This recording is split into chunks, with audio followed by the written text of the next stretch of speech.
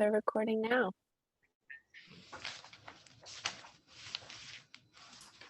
All right, peace everyone, welcome. Thank you for bearing with us with these tech issues. It's been a long morning.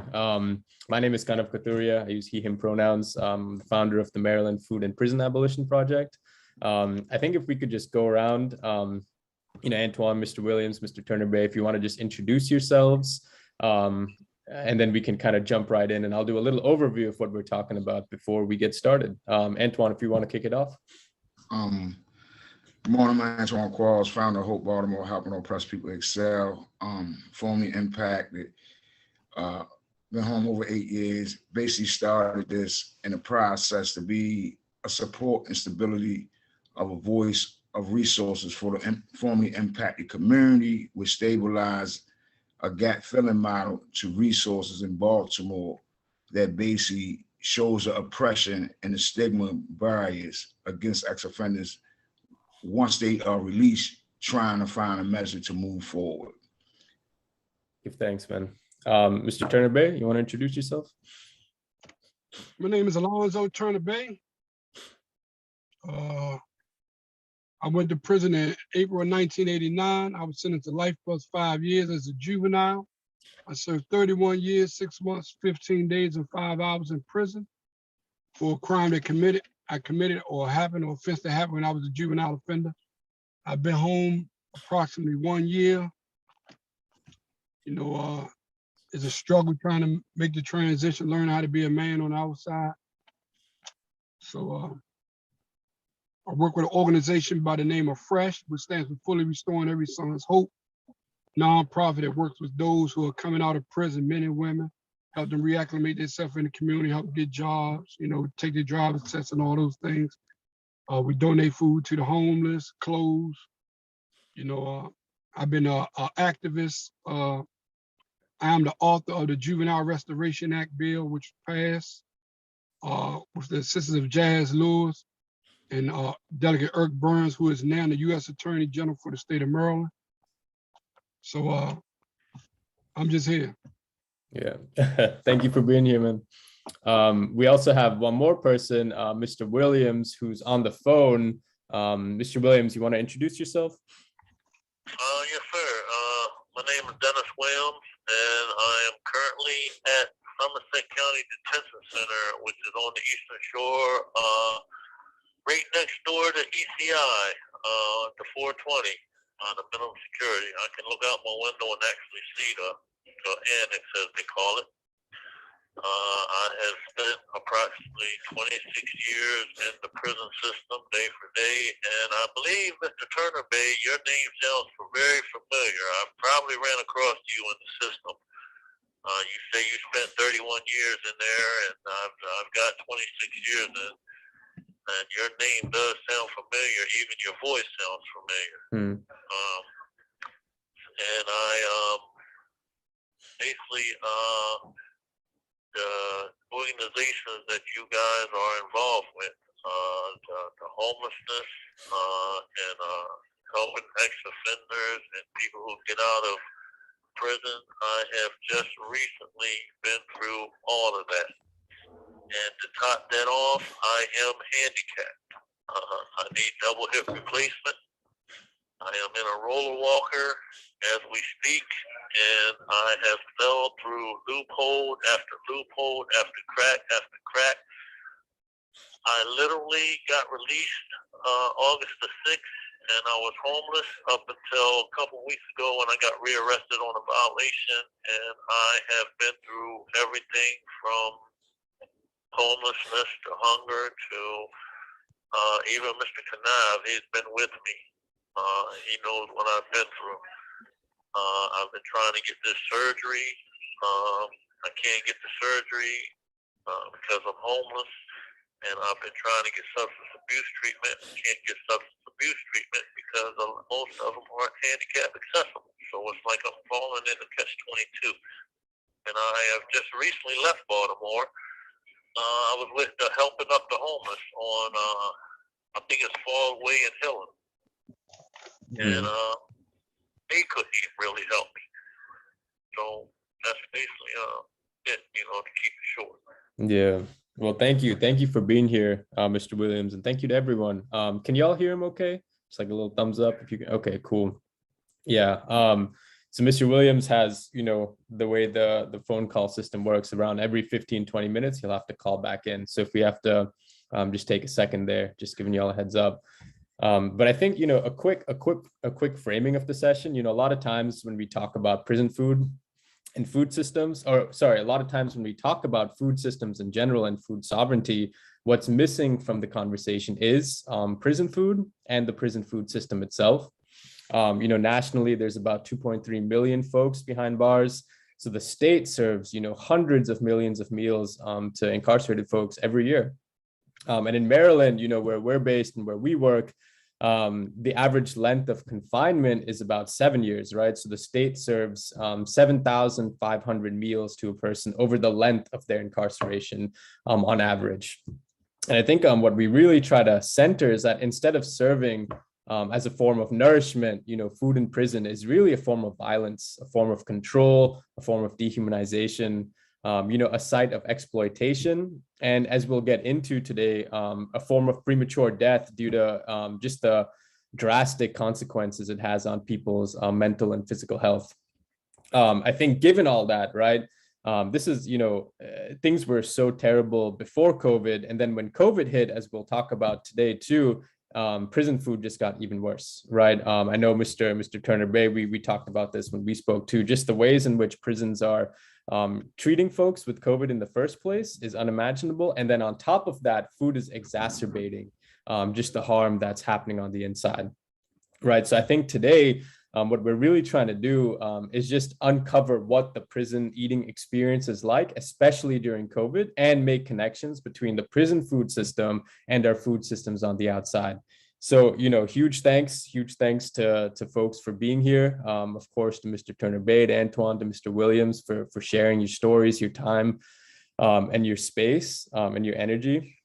I think before we get started on the actual prison food meal, a lot of times, we tend not to center the whole person when we talk about incarceration. So before we even get into that, I think just a kickoff icebreaker question for folks would be, if you could just share a favorite meal or a meal you enjoy, or like to cook or like to eat, or any, just to start things off. Antoine, if you want to start, and then just popcorn it to someone else. I mean, what do you mean, home? Yeah, at home. I mean, it's a variety of things now, but like Turner Bay say, for years of the conditions of the environment that I grew up in, I was back and forth in and out of juvenile institutions, and straight transferred, waved on to adult incarcerations, and then for 2 stints of like 10 years and then another 10 years, like prison understanding of food, like, was the meals that was there for me, but like now I love eating like ribs. When I'm in the house, I love, on Sundays, like I'm able to cook myself baked salmon or lemon pepper salmon, like I had really come accustomed to like eat sushi, for like just little quick grab goals, cheeseburger. It's just like a different variety of things now. I have been coming into fried mushrooms, fried broccoli, things of that nature, where in prison, like when I came home, I knew none of that stuff had even existed. Yeah, give thanks, man. Mr. Turner Bay, you want to share just a favorite meal you enjoy on the outside? I don't have no favorite meal. Every meal a favorite meal because I'm able to cook, what I want. I'm able to go in the refrigerator when I want. I can go to the grocery store, get what I want. So, I look at it like this. I'm thankful, I'm blessed. I thank God that I'm here, and I don't take it for granted because I know what's happening behind that fence with them brothers and sisters on that other side. So it's not really been no favorite meal. I don't eat no pork, I don't eat no red meat, and I don't eat no chicken. So I eat turkey, fish, seafood, and it's man, I just try to enjoy the food that I get. And I one thing I do when I go out restaurants, I eat everything on my plate because I hear a lot of people saying it's not polite to eat all the food. They say you got to leave something on the plate. It's not polite. I don't know where they get that from, but if I pay for the meal, I'm consuming the whole meal. And not just that, I think about the brothers on the inside. You know, me leaving something on the plate is not proper. Mm-hmm. So ain't Yeah. no favorite meal. I just enjoy eating what I can, when I can, or when I want. And you know, and I just try to take advantage of that because I can remember times I couldn't. Yeah. Thank you for sharing. Mr. Williams, would you want to share? Yeah. Well, when it comes to my favorite meal, it's probably just basic. Ever since I was a kid, always had a craving for my grandma's chicken and dumplings. Hmm. She made them big fluffy yellow dumplings, and the chicken would fall off the bone, and that was always the meal that I looked forward to. And right today, that's one of my favorite meals. That's probably the one that I can think of the most. Like one of the guys here at the detention center that I'm with now, he says he's a meat and potatoes kind of guy, Hmm. and I'm pretty much the same way. I love all meat, steak, ribs, pork. I eat it all, but when it comes to my favorite, I would have to say chicken and dumplings. Yeah. But as Mr. Turner Bay, I believe it was, said that about eating your everything on your plate. I was raised that way Mm-hmm. because of the fact of hunger in the world.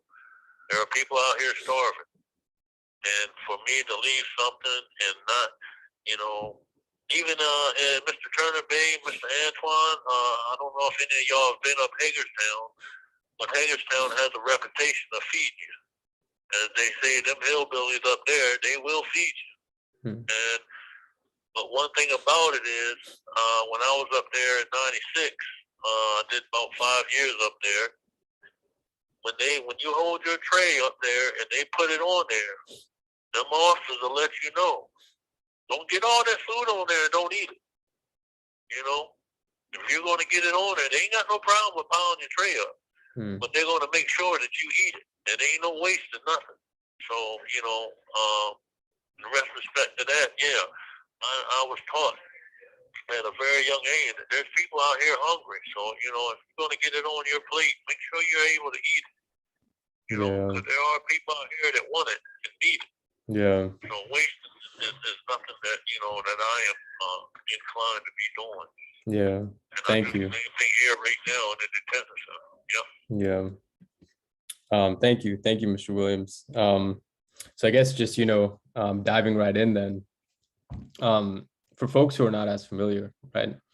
For folks in the audience, what's a typical meal on the inside? What's on a tray? How does the food taste? And, whoever wants to jump in, feel free to take that one. Let me say this. I heard Dennis Williams talk about Hagerstown. Well, they don't feed like that up there no more. One thing I want everybody to notice, that the number of individuals coming up with diabetes and high blood pressure in the system has, man, I'm saying went up like 10-fold, 100-fold since I've been incarcerated.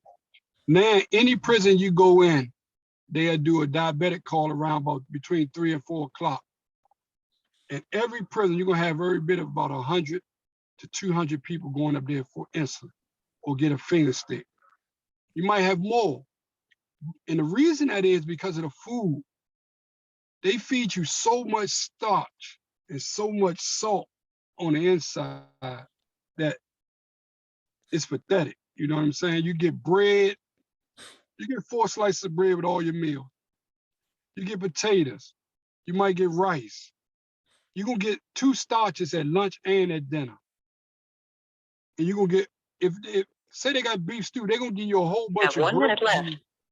They give you a whole bunch of gravy and a little bit of vegetables and probably 2 or 3 pieces of meat. So, and then the meat choice is very poor. So a lot of the diet is a diet that's in all reality bad. It's causing us a lot of problems. You get a lot of guys that got, like I say, diabetes, high blood pressure, They're starting to get a lot of heart failure, congestive heart failure in the system. And these are guys who may have came to prison at very young ages.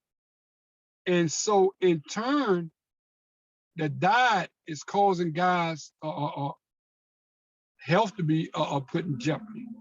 You know what I'm saying? I'm seeing guys go on dialysis at young ages, or guys who I wouldn't have thought. And but when you look at all about it, it's the diet from on the inside. They're giving us a whole bunch of starch, a whole bunch of white starchy foods, and they expect you to be healthy. They give you the food that make you sick, and they deny you the medical treatment that can make you better.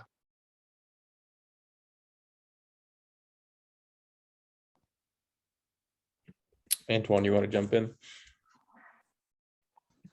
Yeah, like John Ray said, like the process of a lot of people that you look around that like serve incarceration sentence that have been released back to the community, that are a lot disabled and like have all these ailments of like high blood pressure, cholesterol, obesity, things of these starches is like what created this. And basically, like, as he said, like 2 meals a day, you're gonna get heavy starches, you know, and then everything in commissary is a base process of starches.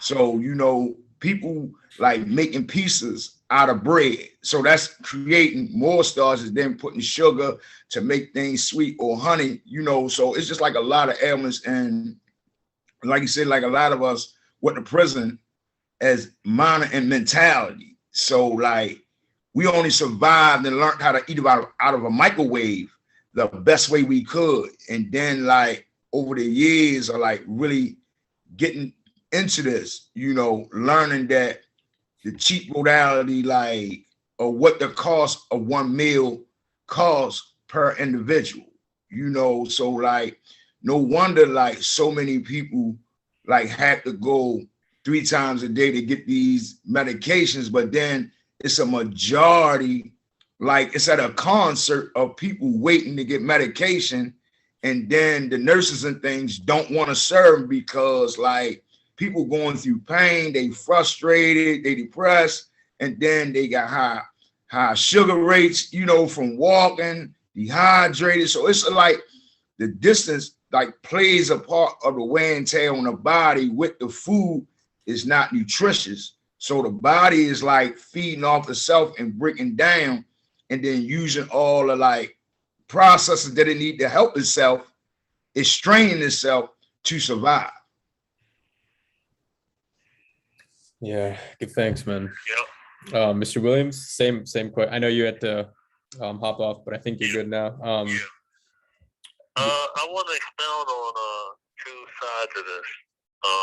Like I said, I'm right now. I'm currently experiencing the food. I'm here at the Somerset County Detention Center, and all our food comes from ECI. Annex.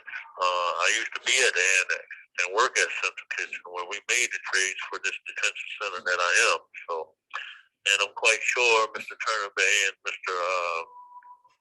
I can't think of the other guy's name, but you probably heard that ECI has about the best food in the entire prison system, which is mostly true. But as far as the health-wise, they're still following the same program and diagram that the other prisons are following. You're going to get your pasta, your sodium, your rice, your potatoes, starch, which, is not good, a whole lot of starch. You know, they give you more starch than anything because it's a cheap, I believe, and I'm no expert, but I believe because it's a cheap meal and it's a filling meal. Like y'all said, all your meals, you're going to get some type of starch, including the bread. And I'm excluding the bread. I'm not talking about the bread. I'm talking about you're going to get some type of rice. Like this morning, we had cold cereal, we had eggs, we had bread, we had boiled eggs, cold cereal,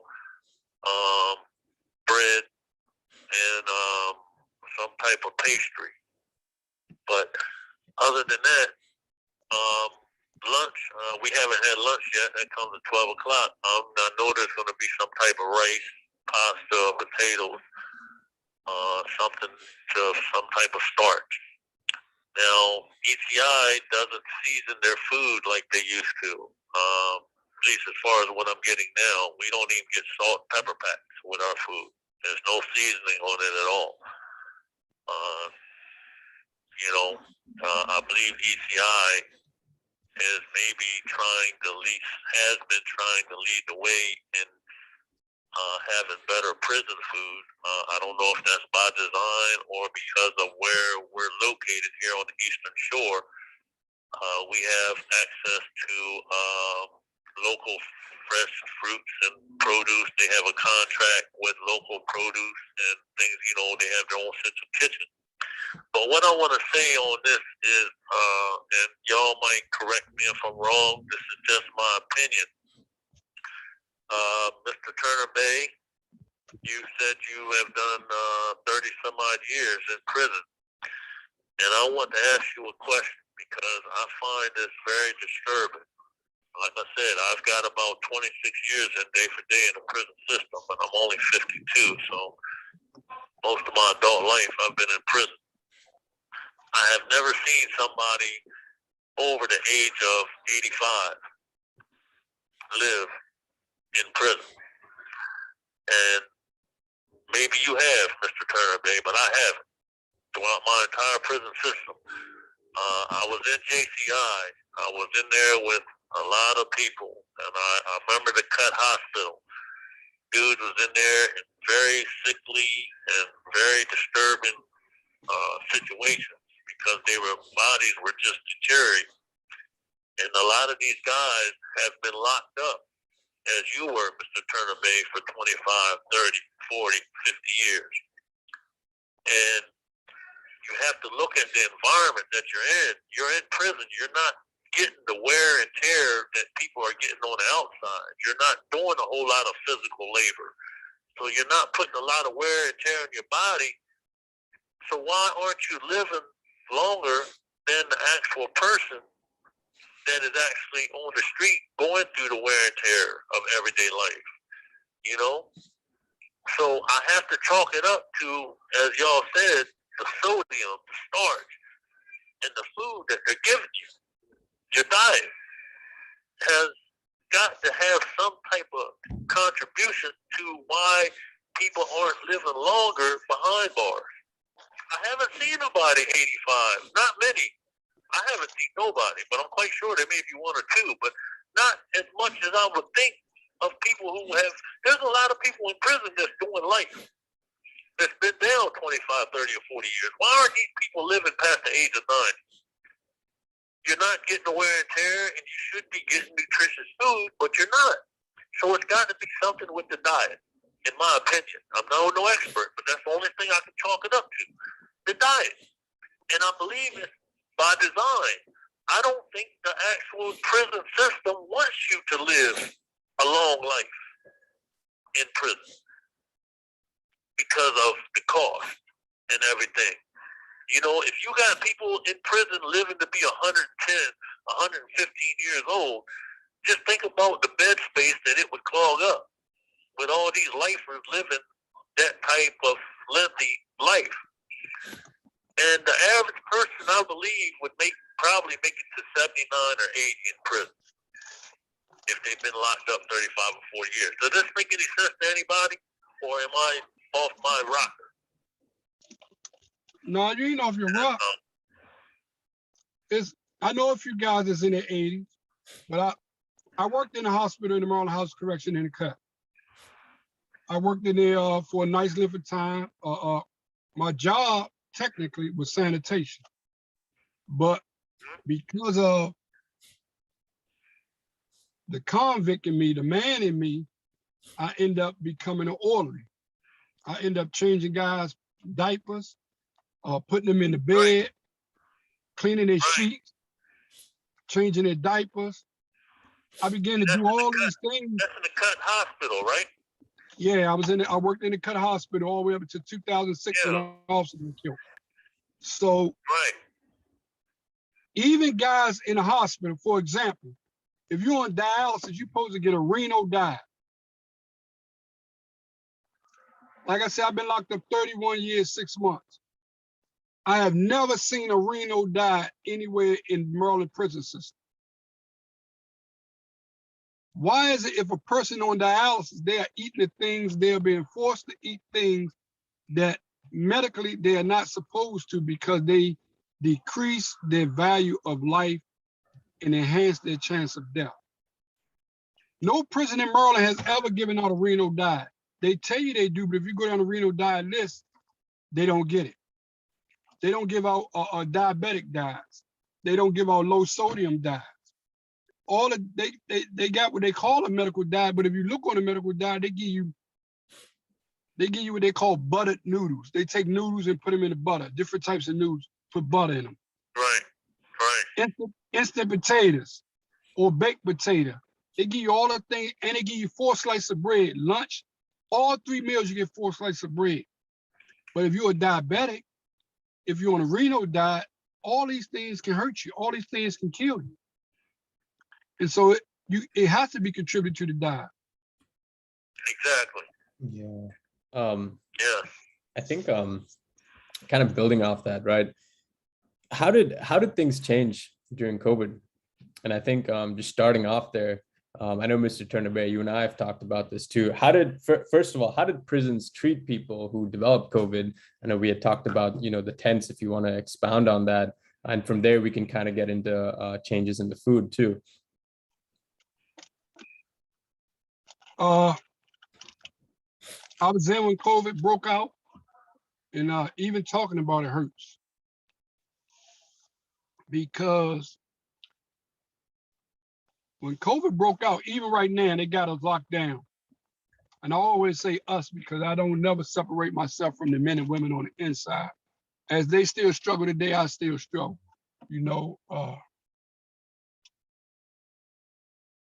They locked us down 23 hours a day. They would bring around your food for lunchtime. It would get there around about 10 o'clock, maybe 9:30. They wouldn't give it to you until around about 1 o'clock. So it's sitting there, it's ice cold, grease clogged up on it. There's no way for you to heat it up. And that's what you are forced to eat. And a little bit after COVID start, they got nurses that work in the prison, but they will also work at hospitals. So a nurse that worked at a hospital on the outside, she brought COVID in the prison. And she gave it to a few guys that was diabetic. And we know what happened after that. Some of them died. And it hurts me because I can remember one of my friends, he was sick. And he asked me to push him to the hospital. His name was Charles Wright. I pushed him to the hospital, man, and he died in less than 30 days. He caught COVID up there in the hospital. He had COPD. The COVID had hit him so bad that he was coughing up blood. And he died. So, the staff don't take COVID seriously, because while I was on the inside, they would do cell searches. Now here it is, we supposed to be isolated, kept in our cells so we won't catch it. But the officers would come in and do cell searches and they wouldn't wear no mask. So now they come in there with no mask on. They're telling us to strip. We stripping, giving them our clothes. They are handling our clothes, and they're in our living space. A cell is only 6 by 10, so ain't no social distancing. And man, it began to spread rapidly because they didn't take it serious. And a lot of good men and a lot of good women lost their life, because even now DOC, they take this pandemic lackadaisy. Like right now, they got a thing going around. Now they want to try to pay guys to take the vaccine. We give you $25 worth of commissary, you take the vaccine, or we give you this, you take the vaccine. And in all reality, man, DOC don't give a damn about the men and women behind the door. All they concerned about is how much overtime they can work. It's all about money. Bottom line. Oof. Yeah, thank you for sharing, Mr. Turner. I know that even recalling these memories, as you're saying, is tough. Sorry, Antoine. It's you. You know, like Turner say, like, we can't even get a number or the actual number of people who are affected with COVID that's in the inside. You know, we can't even get a number of the actual people who got released, that got tested, that had symptoms or like processes of being around it, that's coming back to families and households. It's coming back to like stores and things of that nature. And like, we keep saying to them, like, so many numbers have been like adjusted to make things look good, to get money, and using it as like a tool to get COVID relief funds, but not doing anything in the process that they said they're supposed to do with the COVID relief funds to help people, community, or anything. Like, and then the strain that like the adjustment has placed on, it just made like the number of people who are actually passing in prison from this, they not even going to release it because they don't want like investigations to actually know that they are held fault because they're not doing the probable thing to like make this thing safe and content for individuals, because we all know that like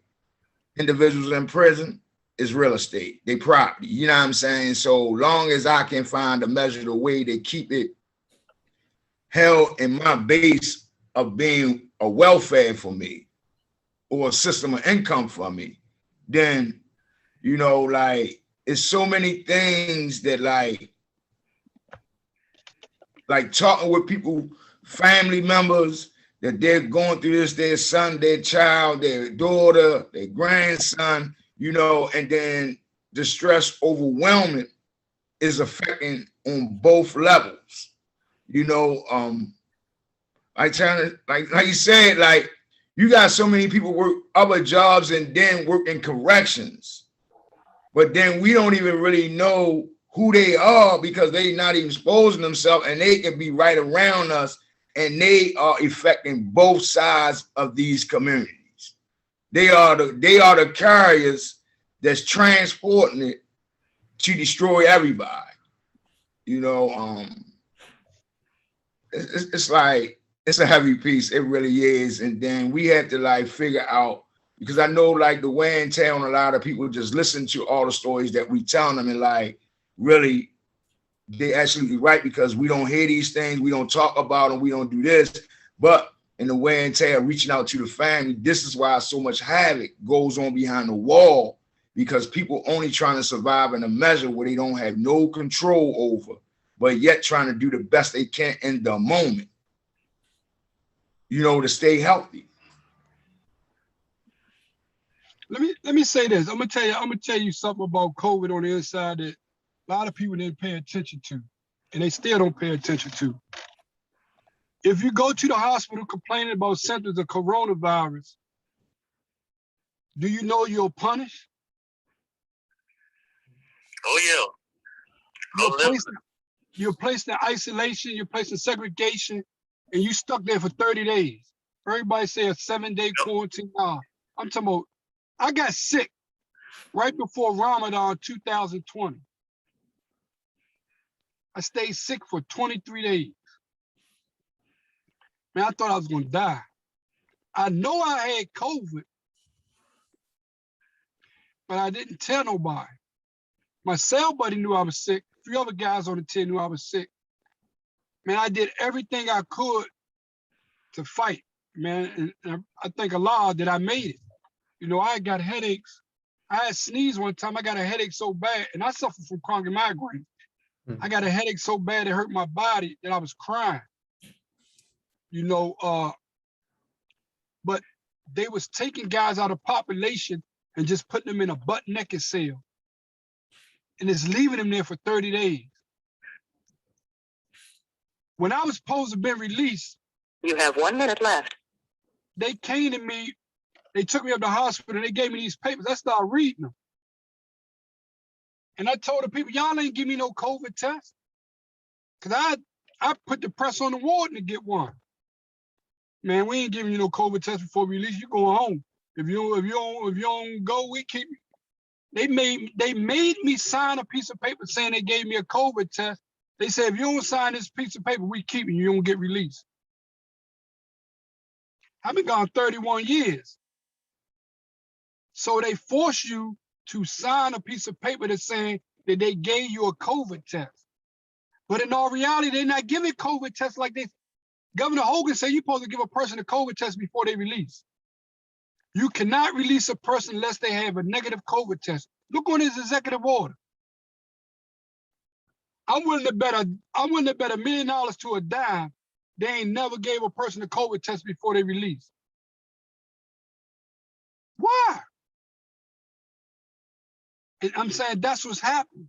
They are releasing people from outside of here into another community who may have COVID, but they don't want the health department and society to know that this person caught COVID while inside, and now he's potentially going to be exposing other people in the community. It's about numbers and about money. As long as I keep my numbers down, I can get more money.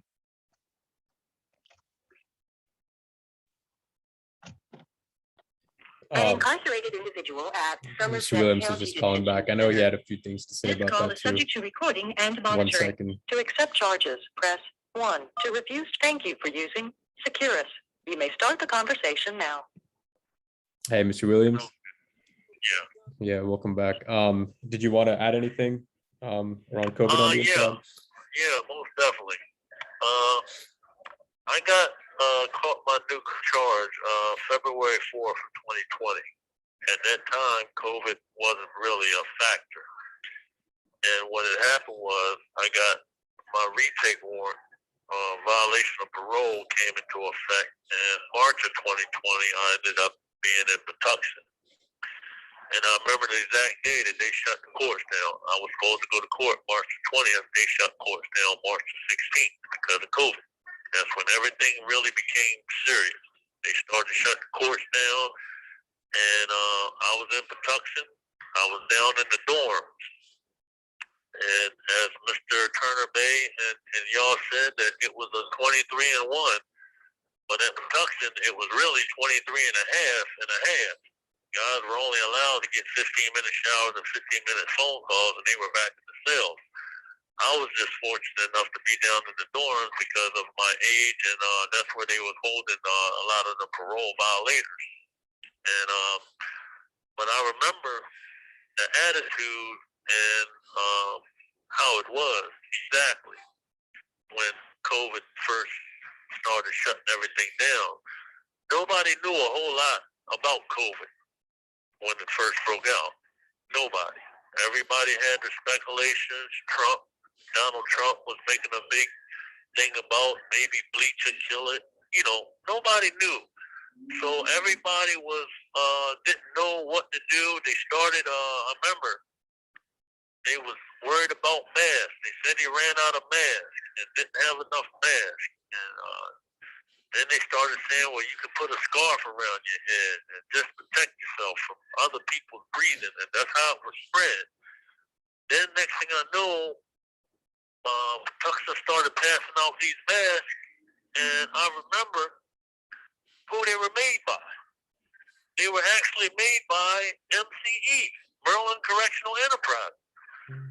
But it wasn't even 2 or 3 weeks before that, I think Governor Hogan and Donald Trump got a pat on the back for sending billions of dollars over to China so they could get these PPEs and these masks when they could have easily got the prison system, Maryland Correctional Enterprises, to make the mask, and they could have saved that money and put the money back into the economy. But anyway, I remember when they shut the prisons down, and in Patuxent, all of us prisoners, especially down in the dorms, we was in the dorms, we was open, and we told the captains, and everybody, the majors, and even the assistant warden came through and asked us to listen. Y'all got the social distance. We don't know enough about this disease, and it's killing people and this and that. So we told them, we said, listen, the only way that us prisoners can get this disease is if you officers and staff bring it in here to us. That's the only way. There's no other way that we can get it.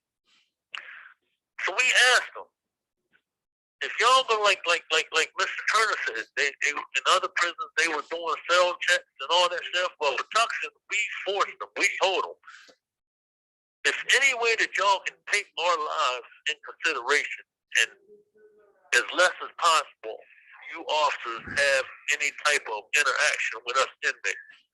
We understand you got a job to do for security reasons, but Patuxent, I have to give them credit when credit is due, at least down in the dorms and throughout the whole prison. They took it serious. They made sure that their officers stayed in the bubble, at least down in the dorm. Them officers did not come in that wing and that dorm and bother us one iota of a second. Them captains and majors, assistant wardens said, listen, you officers, stay away from them prisoners because it makes sense. The only way that they can get it is if we bring it in there to them. And it ended up still getting in. They had checkpoints at the entrance. All the officers had to go through temperature checks and all that type of stuff, but they didn't know enough about this disease at the time. And as far as back to the food, we were on lockdown status, and it was bag lunches at first, strictly bag lunches. But it was one hot meal, and then it was bag lunches. Then it would be one hot meal. They would switch it up. Breakfast time, you might get a hot meal, and then lunch and dinner, you would get a bag lunch. And y'all know how them bag lunches is. For the record, I would say it on the record, that mainly a bag lunch consists of what we call sweaty meat, some type of ham, bologna, cheese, or peanut butter and jelly. Basically, that's it. Or you're going to get boiled eggs, and basically that's a bag lunch. And that's what it was. The whole entire time that this COVID was in existence. You would get one hot meal, and then you would get bag lunches. And then they started getting to the point where they would make adjustments, and they would give us trays, and they would give us hot meals for the most part. And so that's how COVID affected, at least when I was in Patuxent, that's how COVID affected the dietary and the food. It became bag lunches, and then, as time went on, they tried to make it better for us, at least Patuxent did, and they started giving us trays and started giving us as many as hot meals as they could, get, once they started getting a grasp on it. But, the COVID really had an effect on the prison system. And I remember, you guys, I guess, are from Baltimore. I'm from the Eastern Shore, but as I said, I was in Patuxent at the time, and I remember Marilyn Mosby. I don't know her, only the fact that she was elected to, I guess, the state's attorney, prosecutor or whatever, Marilyn Mosby. Mm-hmm. I remember when she got on the news at the beginning when COVID first hit, she actually literally put her career on the line and got on the news and demanded that Governor Hogan start letting prisoners go. I don't know if you guys remember that, but I remember it specifically because I remember we was all sitting in Patuxent watching the news, and Marilyn Mosley got on there and said, listen, prison is a place that they cannot social distance. So the governor needs to come up with some type of way to start letting these nonviolent offenders and start easing up the prison population so there can be some type of social distance. And she got criticized for it. But you know what? And the governor turned around and said, well, those guys are more safer in prison than they are on the outside right now, which I thought was a bunch of crap. myself. But Marilyn Mosley got criticized for it. I don't know how that affected her career or whatnot, but I commended her for that, because she jumped out there and said, you need to start letting these guys go, because this prison is an environment where COVID will thrive, because of the fact that prison is overcrowded. You can't social distance. And my bad. well, anyway, what I want to say on that is that, next thing I know, as I said, this is a parole violator institution. Next thing I know, the commissioners, the parole commissioners, I don't know who made that decision. Next thing I know, guys just started getting called up front automatically. And they would come back with a bag and say, man, they just cut me loose. I got 3 or 4 more months to do on my parole, but they just said they cut me loose. And next thing you know, that dorm became half empty within weeks. It was all types of empty bunks everywhere. And like I said, Mr. Turner Bay and the other guy, you guys know for a fact, whenever a prison bed comes empty, it ain't but a couple seconds before it's full again. You know what I mean?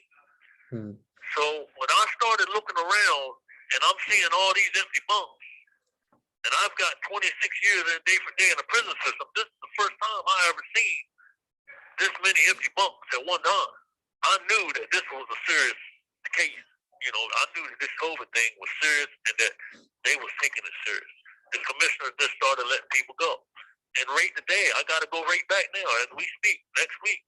The assistant warden come to me yesterday and said, Mr. Williams, because of your medical condition, you got a parole retake. We're going to get you over to ECI as soon as possible so you can deal with this parole or whatever. So I got to go back into the system and deal with parole or parole retake. I got a retake as we speak.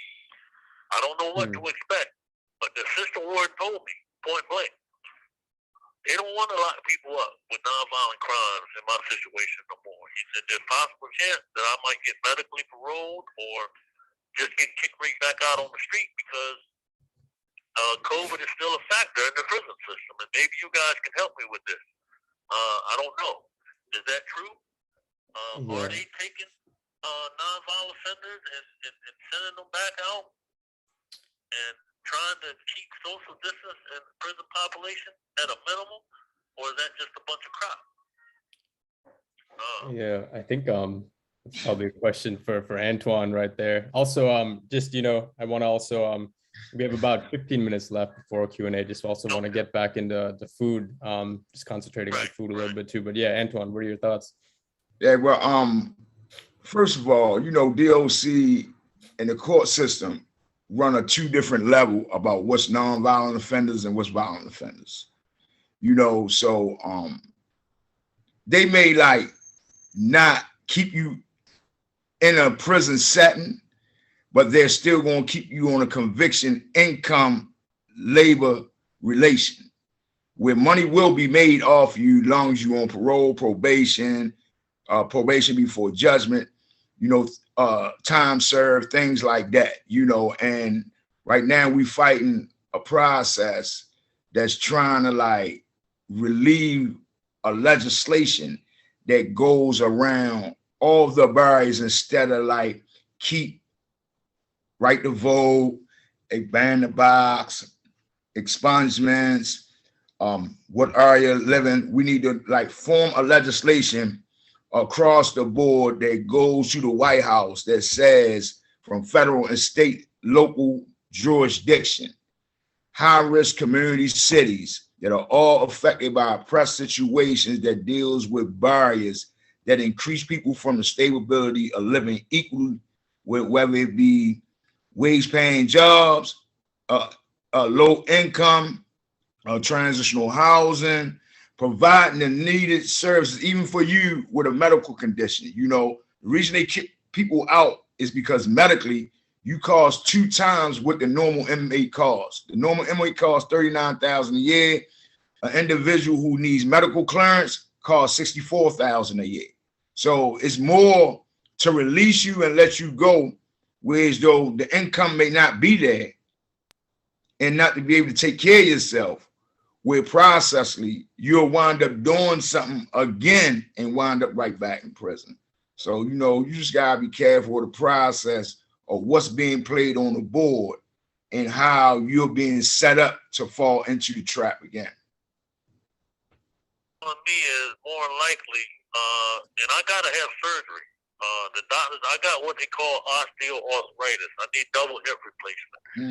The orthopedics, I got 2 orthopedics that already said that the only thing that can relieve my pain, because this is a very painful condition, is surgery. No medication will relieve my pain. So I have to have surgery. So what you're telling me, what I'm getting from you, is that I'm going to call, if they keep me and decide to try to do this surgery at ECI or wherever they do, or put me in bond secure or wherever, I'm going to cost them more than it would cost them for them to just continue me back on the street or medically parole me so I can get this surgery. Is that about pretty much what you're saying? Like, unless the surgery is being notified while you in their care that they might do it, because that surgery is gonna cost close to like $100,000. You know what I'm saying? I think we lost him. Yeah, he'll call back. I think so just I think we have until like 11:20, 11:30 or so. I was thinking we could do a little Q&A, you know, maybe in like starting in 10 minutes or so. If folks have questions, please toss them in. I think something I wanted to get to, Antoine, you and I have talked a lot about kind of the similarities or just the relationship between prison food and communities under food apartheid in Baltimore. If either of you kind of want to speak to the relationship of prison food, both inside and outside the wall. Yeah. You know, like, there's you know, like, me and Turner have been around in this process since the early 1990s. We was young, you know what I'm saying? And there's a lot of things that we see meals now that's being sold on the streets that actually came out of prison. You know, certain wraps, certain burritos, you know, those were things like, they're culture things from Latinos and things of that nature. But in urban communities, you know, those wraps and all that stuff, there's a guy called Nacho Bangers where he got like noodles, cheeseburger, and something else, and it's a $5 with a bag of chips. And that's a hookup commissary wrap meal. You know, you have certain industries selling like hot chicken, rice, onions, green peppers, where in the inside we will cook noodles and rice and put like canned salmon or kipper snappers over top of it with some hot sauce and green peppers and onions with some cheese, throw it back in the microwave and call it a rice bowl. You know, there's certain things that liberated into our community as hustles, but it's also playing effect to carry on diabetes right at the corners where fast foods are. Predominantly, like, all markets been moved out of like base community areas in Baltimore and been made like like 1 hour drive distance from east to west. You know, so like it's been a strain on people who don't have like cars to get to where they need to get, or like they had to have financial means to take Ubers, and all this just creates another strain with the apartheid, because like during the pandemic, we had to actually adopt the area, because where they was giving food out, people that were struggling in a oppressed community wasn't even getting food. So me and a couple of organizations that's in our network, Hope Baltimore, Out for Justice, Citizen Policing Project, we like set up Monday, Wednesdays, and Thursdays to give out information about masks, about COVID, making sure people had masks, making sure people had carrying bags to carry food that they could like storm somewhere so they can just have something throughout that pandemic to keep them safe and keep something on their stomach.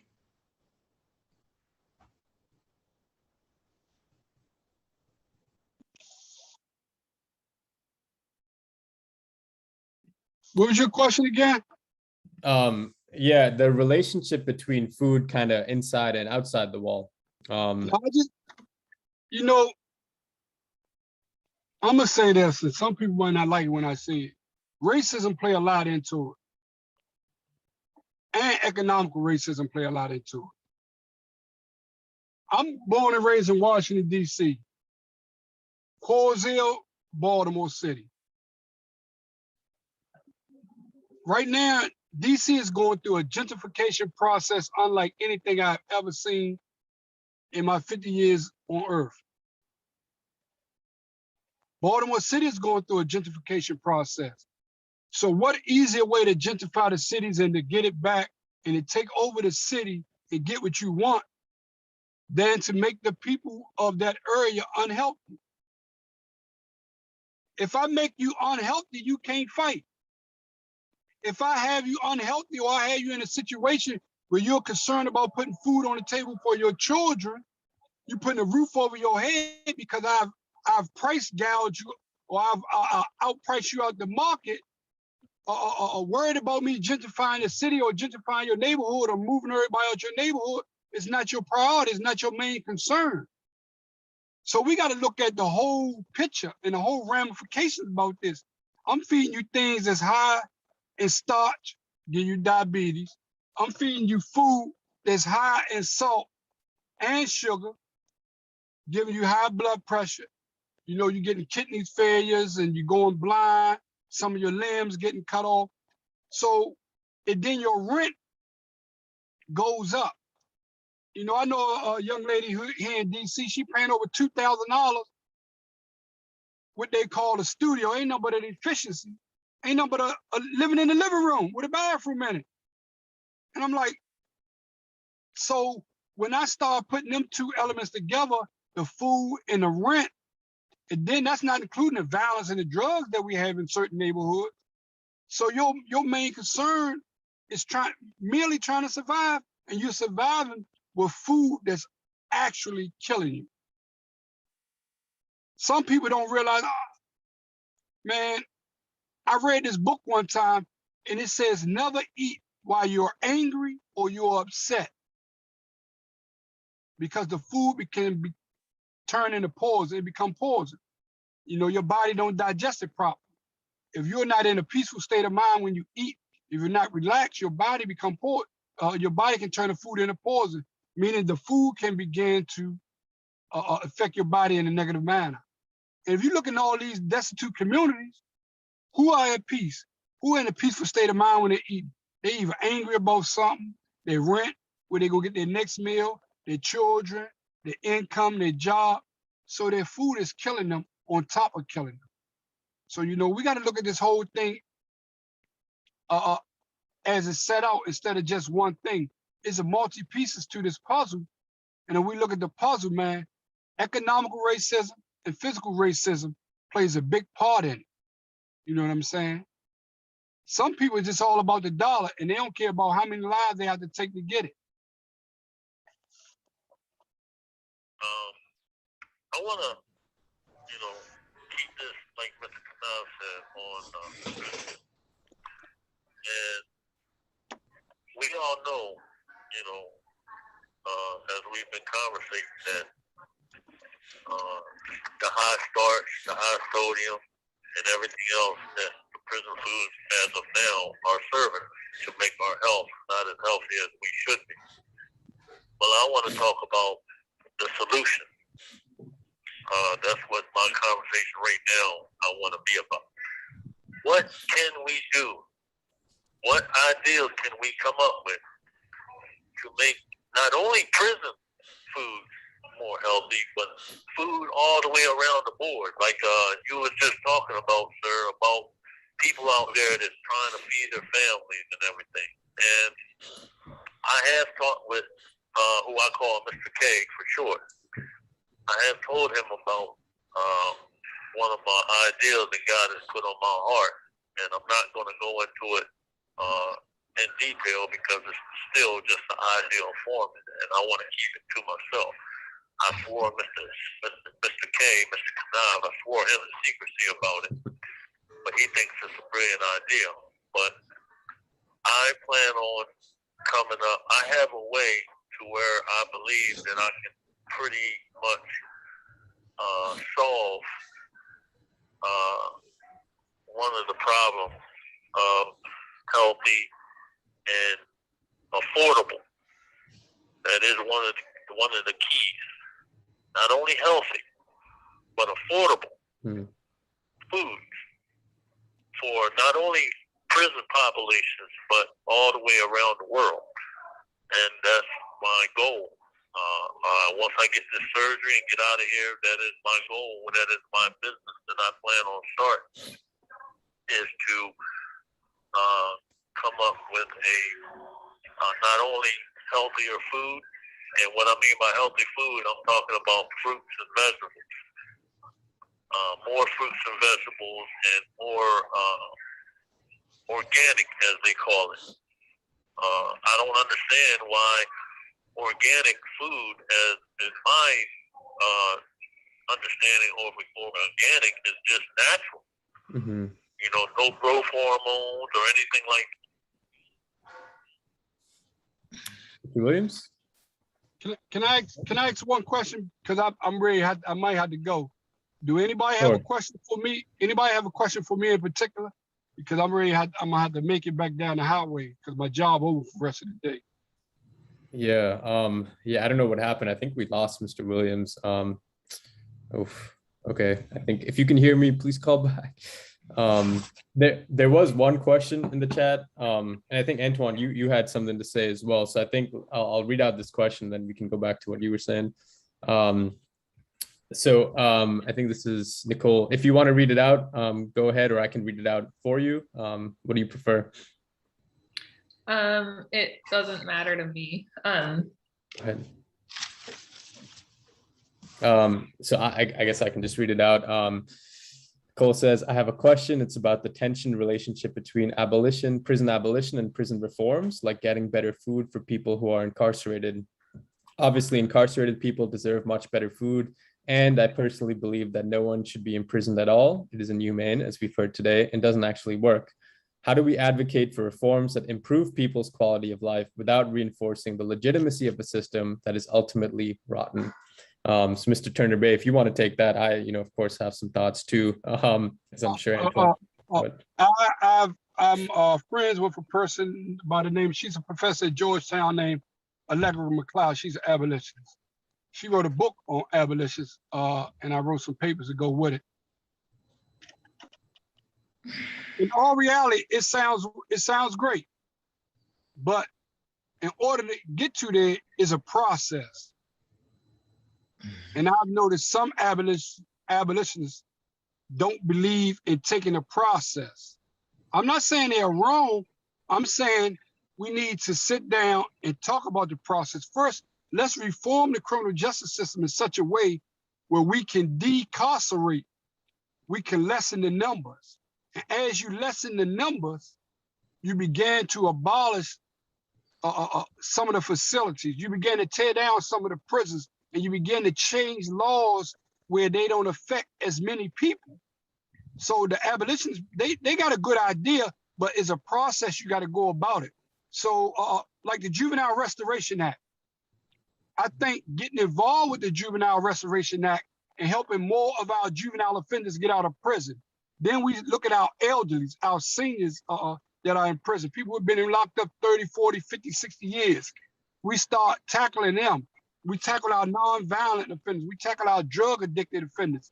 Once you begin to tackle these different groups of individuals who are in prison, like when Schaefer went in office, he commuted the sentence about 50 women who was locked up for domestic violence, who either hurt, injured, or murdered their abuser.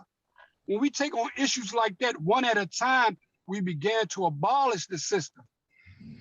Right now, this country is not for complete abolishment all the time. So you got to strategically abolish certain issues, certain groups. So when you start seeing more people decarcerate because you are tackling issues, decarceration is actually abolishment, but it's said in a different manner. So when you look at it like that, we're gonna look at all these juveniles who've been locked up 20, 25, 30 years. We're gonna look at these people who 65, 70, 80 years old, who've been locked up a long time. We're gonna look at these women who are battered. You know, let's look at issues like that. When we begin to remove these issues and move these groups of people out of the system, we begin to decarcerate. And when you decarcerate and you got empty prisons, what do? You destroy them. You tear the prison down so they can never fill them back up. Yep. So as we do that, that's abolishing the prison system, but you got to be willing to work with reforming the system instead of just tearing the system down. You got to rebuild it in another fashion where it's not so quick to incarcerate people of color or poor people. I'm not sure if I answered your question the way you wanted me to, but that's how I see it. Yeah, I totally agree with Turner. Decarceration, reform, and restoration, like it's a process. And a lot of people jump in and they just say they want to abolition, we want to end. And I always say this, like if this comes to an end today and someone attack somebody's grandmother and like mutilate somebody, who will be held responsible for these things?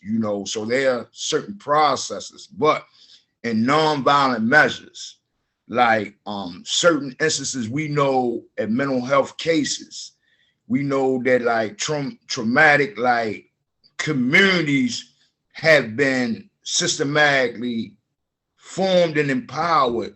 So like once we start educating people on what reforms need to be in place, we can start allowing certain resources and help in places where people can start building communities that start reforming citizenship.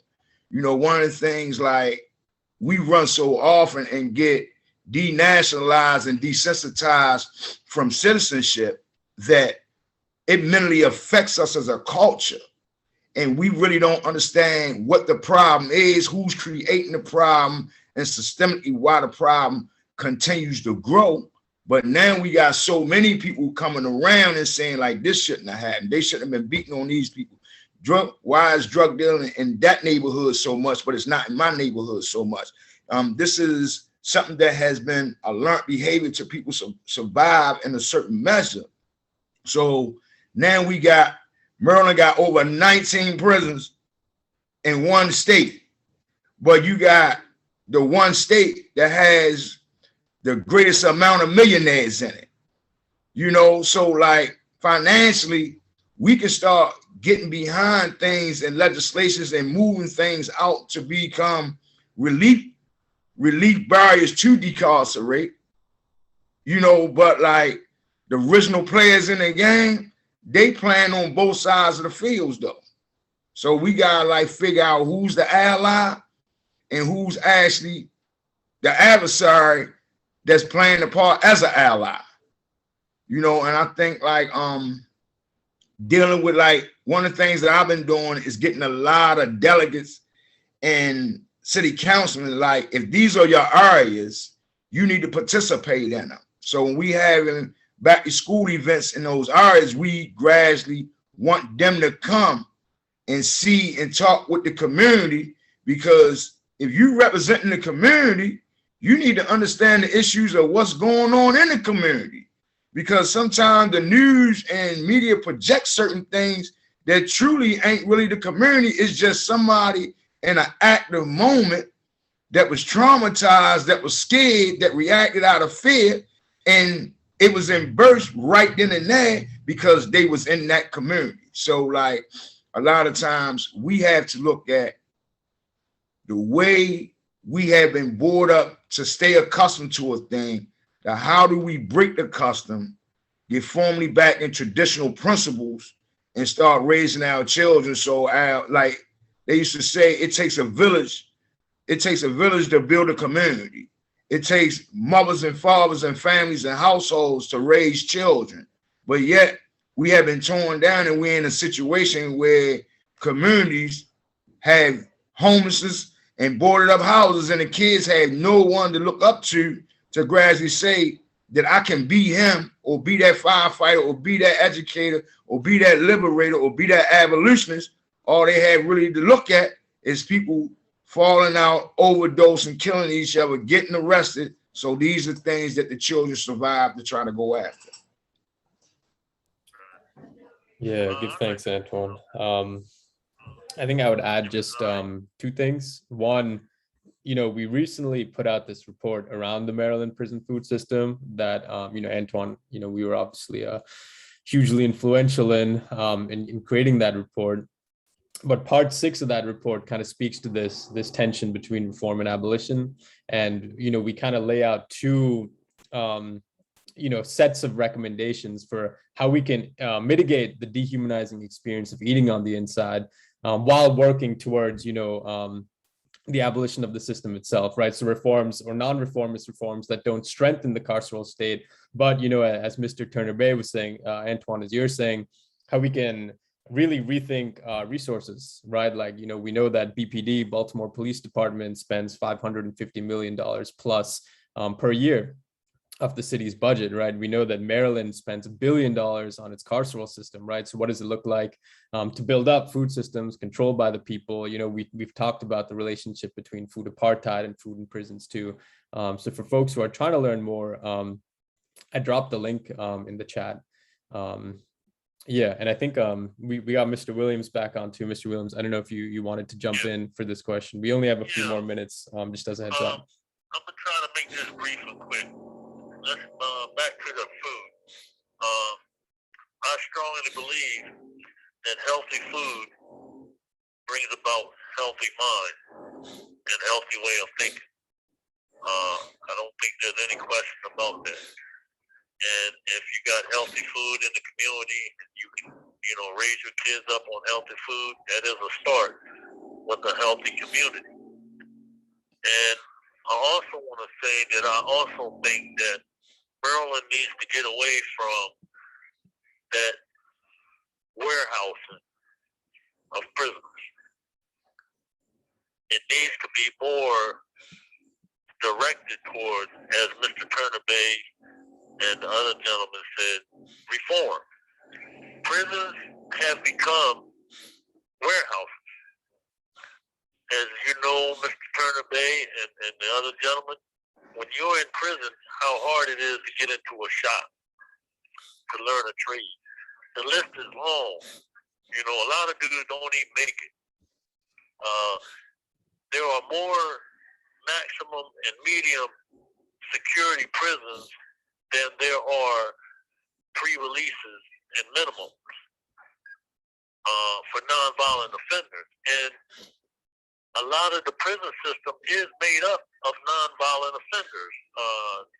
Drug dealers make up a lot of the prison system. And I got friends right now sitting in ECI. I've been helping them with the cases, trying to get a case back. You give a guy 75, 80, 90, 100 years for selling drugs. That's, to me, that's not right. When a guy who commits a murder, second-degree murder, the average time he gets is 30 years.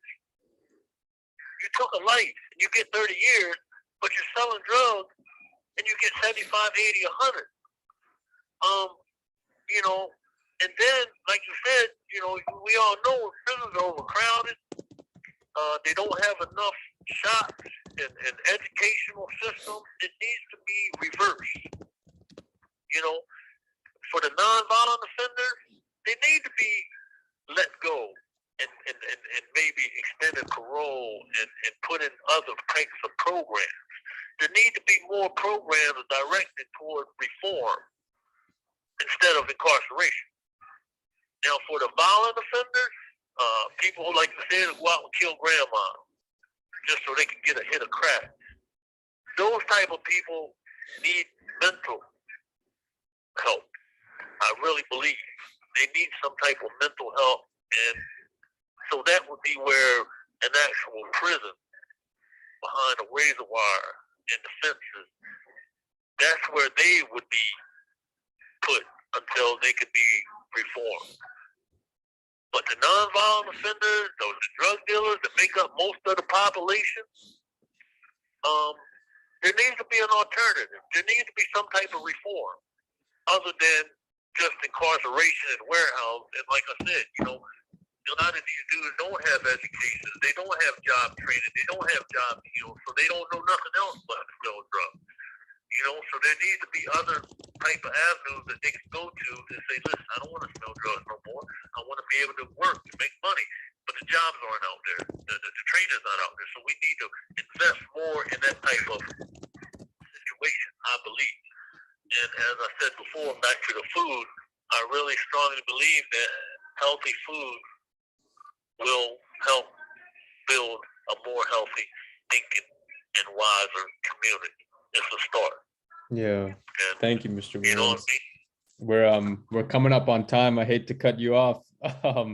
We just have a few minutes left. I just wanted to say, if folks have any, just last minute comments, Antoine or Mr. Williams, before we hop off, and then I can just do a quick closeout if there's any like last, quick thing you want to say. As far as me, Mr. Williams, no, I think about said enough and took up enough of you guys' time.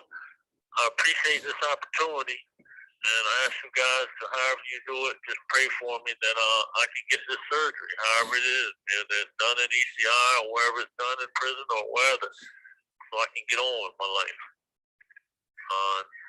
And I am trying to figure out. Mr. Kanab knows we've talked about it in the past.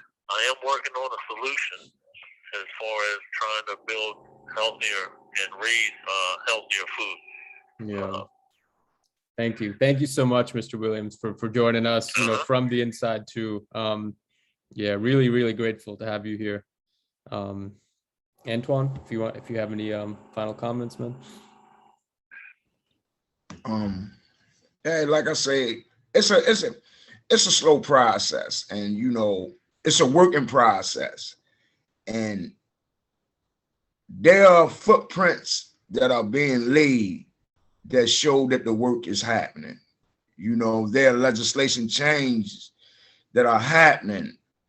Like there's like food policy venues that's working together, organizing around it to educate people, empower people, and collectively come together to like continue discussions like this, so more and more people can be involved, and more people that's connected to other organizers in other cities and other barriers, and recognize all the relation. That like the only way to get this done is that we got to formalize together with, like I say, community is a group of people that has a common unity.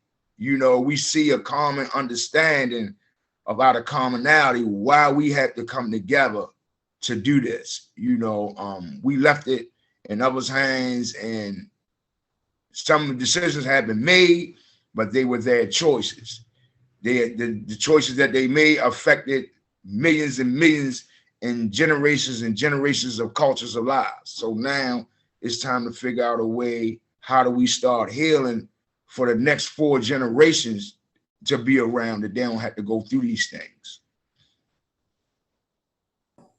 Oof. Well, y'all, thank you so much. I feel like we need another hour at least to unpack, everything that goes on inside and on the outside around food. But yeah, Antoine, Mr. Williams, thank you both so much for joining us. Thank you everyone too. I dropped my email in the chat if folks want to talk more. Antoine, I think you put your email too in your website. So, please reach out. Yeah, really appreciate y'all for being here. And I think, when we talk about food sovereignty, we have to talk about the prison food system and what it means to decarcerate and, again, tear this down. So again, thank you all so much. Appreciate you. I'll just say something. I hope that when I do finally get out of here, that I get to meet you gentlemen. So I will be staying in touch. Me and Mr. Knab already promised we're going to stay in touch. So I will reach out to you guys through Mr. Knab. And hopefully I get to meet all y'all one day face to face, so we can have a deeper discussion and really present our ideas and what we really want to accomplish. To the Definitely. right people in the legislation and make some type of change. Definitely. All right. Okay? Well, thank you all. Hope you have a great rest of the day. Yep. We'll talk. Take care. Okay. Bye.